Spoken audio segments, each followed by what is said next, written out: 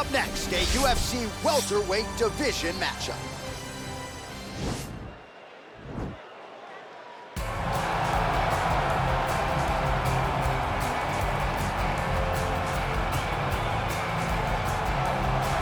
Well, always exciting when this guy shows up on the fight card, Daniel. He is a true mixed martial artist. Not really any glaring weaknesses, at least, that he's put on film thus far. He's the new breed of fighter. Those kids that start doing everything at 6 years old. They start wrestling, they start doing jiu-jitsu, they start to box. He's one of those guys that has every one of those skills, and he does them all at an A+ level. He's got tremendous cardio. He is the type of fighter that in a few years will just litter the UFC roster across the board.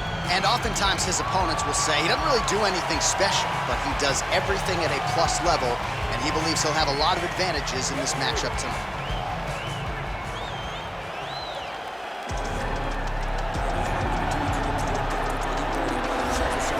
Well, this is about as decorated a kickboxer as has come into this division in some time, DC, and if we get a kickboxing match tonight, he ain't losing.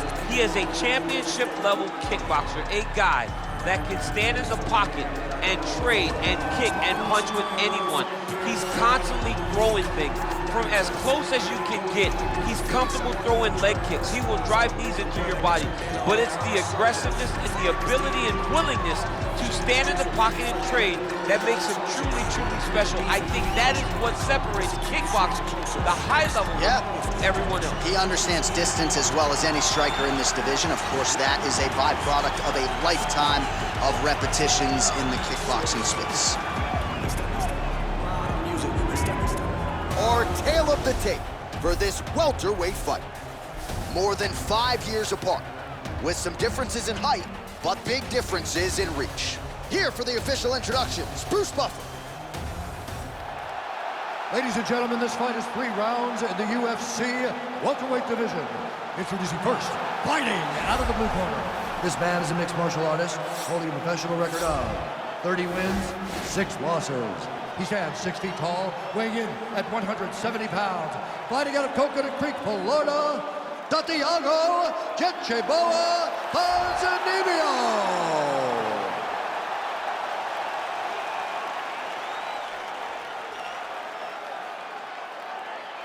And now introducing his opponent, fighting out of the red corner. A kickboxer holding a professional record of 23 wins, 9 losses, and 1 no contest. He stands 6 feet 3 inches tall, weighing in at 185 pounds.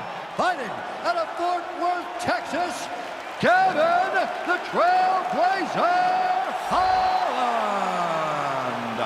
And when the action begins, our referee in charge of the octagon is Dan Mergliata.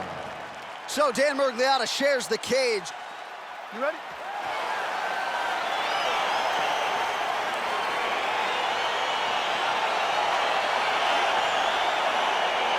All right, crowd getting excited as this fight gets underway, and you hate to call any fighter on this UFC roster a specialist, but on one side, you have a definite striker taking on a true 5-tool player. And you see a guy in the striker who knows exactly who he is.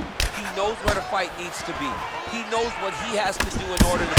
Wow! Continues to mix it up, going to the head, mixing in some body shots. Well, perhaps a sign of things to come as he lands a kick there. Nice kick landed by this John. I mean, can you imagine having a reach advantage like this? What a luxury! It's a luxury. I've never had one over the course of my entire career. But fighting guys that are taller, you struggle whenever they are very aware of such a massive advantage. This guy is going to try and use this tonight.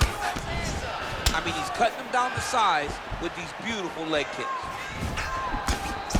Back to the left hand now, unable to connect. Big punch lands over the top. How's he gonna follow this one up? Got clipped with the right hand. Midway through round 1.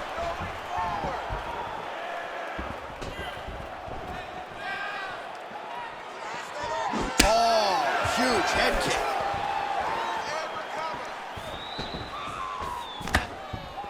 Much improved defensively as he blocks the shot.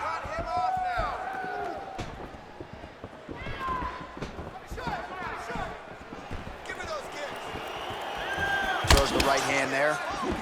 So just over 20 total strikes have now landed for the forever busy Santiago Ponzinibbio.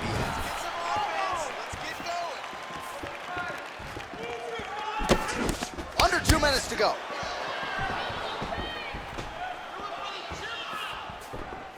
Just misses there with the left.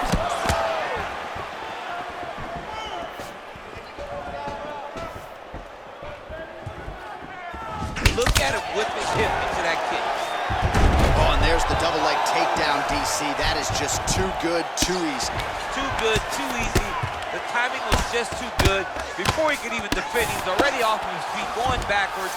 It's hard to run backwards, and that's what happens when this guy hits the double leg. Now the guy's got armbar. He's attacking it on him.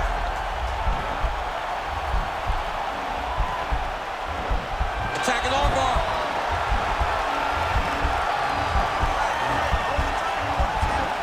Continuing to try to manipulate the head here.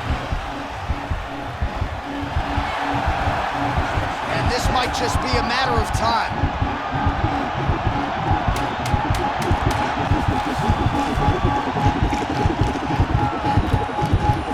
Oh, and there's the horn at the end of the round, and that will do it! He's done, he's done!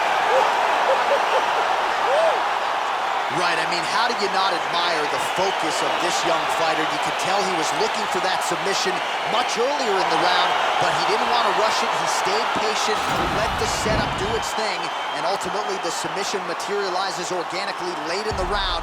High-level stuff out of that young fighter here tonight. All right, let's take a look back at the replay as he gets it done by submission tonight, champ. He does a great job of staying patient. He doesn't rush or panic. You are never safe when you're fighting this guy. You're in a lot of trouble. You're in a lot of trouble the entire time when you're this good in the submission. So there he is, your winner by submission. That is a finish they will likely be talking about for some time. Big win, major statement made to the rest of this division. Ladies and gentlemen, the referee has called a stop to this contest, declaring the winner by submission due to an armbar, Kevin the Trailblazer Holland! Well, what an incredible result here tonight as you see the winner there celebrating his victory by way of submission, and they put so much stock into finishing this fight. They felt like to really spin his career forward, they needed to not just win, but get the finish, and they certainly got it tonight. They got the finish. He's such a terrific grappler. Every time he is on his back, he looks for submissions over and over again. Eventually, he found one tonight and got the desired result.